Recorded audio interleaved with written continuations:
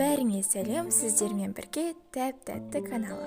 Бүгін біз өте дәмді, тез дайындалатын печеньелердің рецептімен бөлісетін боламыз.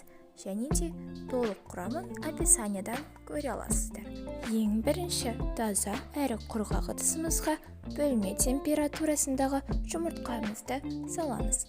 Одан соң қант ұнтағын немесе қарапайым қантты да қолдануға болады. Және де қопсытқыш дәміне қарай тұз қосамыз. Келесі күнбағыс майымызды дәл видеодағындай етіп араластырып қосамыз. Міндетті түрде ұнымызды үккіштен өткізіп алуымыз керек. Сол кезде біздің печеньеміз өте жұмсақ болып шығады.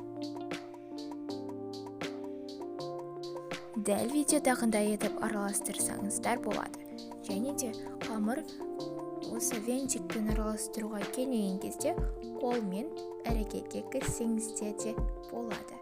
Және де қолмен қамырды илегенде өте абай болыңыздар. Ол өте жұмсақ, және де ол өз-өзіне сізді баурап алатындай қамыр болады. Енді мінекей біздің қамырымыз өте эластичный болып шықты, өте жұмсақ. Қамырымыздың өте жұмсақ болғанын осы видеодан анық көрініп тұр деп ойлаймын. Сізде де дәл осындай қамыр илеңіздер. Мен печеньені көз мөлшермен бөліп алып, оны домалақтап, және үстінен кішкене салмақпен басып жібердім де, дәл осындай тәп-тәтті печеньелер менде пайда болды. Сіздерде де дәл солай немесе формасын өзгертіп жасасаңыздар да болады. Және де осындай шаң шыққанның көмегімен бетіне узор салдым.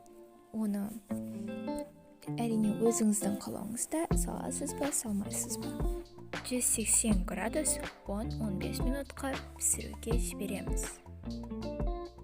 Және де сол уақыттың ішінде біздің кереметтей өте дәмді, тәп-тәтті печеньелеріміз дайын болады.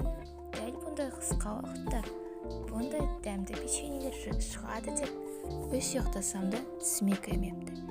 Ал олай болса аз болсын.